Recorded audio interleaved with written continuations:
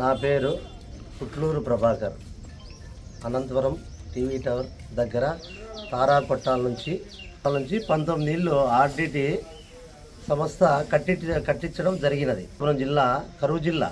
కానీ దాన్ని నిర్మించుకోవడానికి మన మాన్సు పెరార్ అయితేనే, ఇన్సెంట్ అన్నయ్య గారు అయితేనేవి అనంతపురం జిల్లాకి 1969లో రావడం జరిగింది. ఇది ఎంతో డెవలప్ తీసుకోవడానికి వాళ్ళు ఎంతో కృషి చేశారు. ప్రభుత్వాలు దీన్ని చర్య తీసుకొని ఇలాంటి ఆర్డిటి మీ అనంతపురం జిల్లాలో ఎక్కడా పోదు అని ప్రజలకు నిర్భయంగా మీరు ధైర్యం చెప్పినట్టయితే కొంతవరకు వాళ్ళు ఊపిరి తీసుకోగలరు. ఆర్డిటిని ఈరోజు ప్రభుత్వాలు నిర్లక్ష్యం చేస్తే దాన్ని మేము ప్రజలు తరపున మేము ఊరుకునే ప్రసక్తే లేదు. కానీ ఆర్డిటికి మెరుగైన సమస్యలు ఇచ్చిన ఆర్డిటిని మీరు కాలగర్భంలో తొక్కేస్తున్నారు.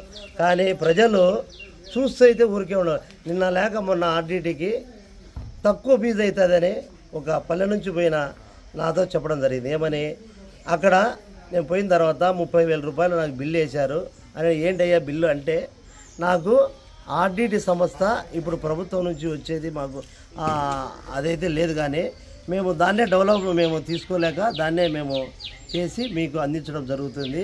కానీ ఇలాంటి తరుణంలో ప్రతి ఒక్క పేదవాడు ఆర్డిటికి పోవాలంటే భయపడే పరిస్థితి లేకుండా మీరు అధికారులు అయితేనేమి, ఎంపీలు అయితేనేమి, ఎమ్మెల్యేలు అయితేనేమి, మిగతా వారంతా ఈ ప్రభుత్వానికి మేము పెద్ద ఎత్తున మేము ర్యాలీ అయితేనేమి ఇలాంటివి చేయకోకుండా మీరు మాకు భరోసా ఇచ్చినట్లయితే మేము కొంచెం ముందుగా దాని గురించి మేము బ్యాలెన్స్గా పోవడానికి వీలవుతుంది.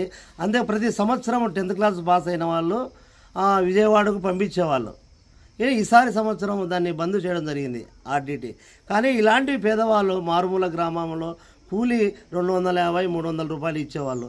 ఇలాంటి ఆ కరువు పొదుపు అయితేనేమి ఇలాంటి పొదుపు సంస్థలో చేరి దాన్ని ఇంప్రూవ్మెంట్ అయినది. అలాంటి తరుణంలో మీరు ఆర్డిటిని మీరు పూర్తిగా కాల గర్భంలో మీరు తొక్కేస్తే సామాన్యమైన ప్రజలు ఎక్కడ పోతారు, ఏముంటుంది? విద్య వైద్యము అందించిన ఈ ఆర్డిటికి మీరు సపోర్ట్ ఉంటే, కానీ ప్రజలకు కానీ మీరు సపోర్ట్ మీరు ఆ ప్రభుత్వాన్ని చేయలేదు.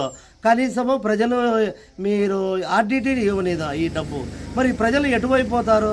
మేము అడిగేది ఒక్కటే ప్రభుత్వాన్ని, మాకు విద్యా వైద్యము ఇది మాకు స్వచ్ఛందంగా అందిస్తున్నారు, అది మీరన్నీ ఇవ్వండి.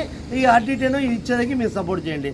ఏది లేకపోతే ప్రభుత్వాలు మీకు అధికారులు మేము ఇచ్చాము, మాకు మీరు ఖచ్చితంగా మీరు చేయాలని రెన్యువల్ FCRAను అదే రెన్యువల్ చేయాలని కోరుతూ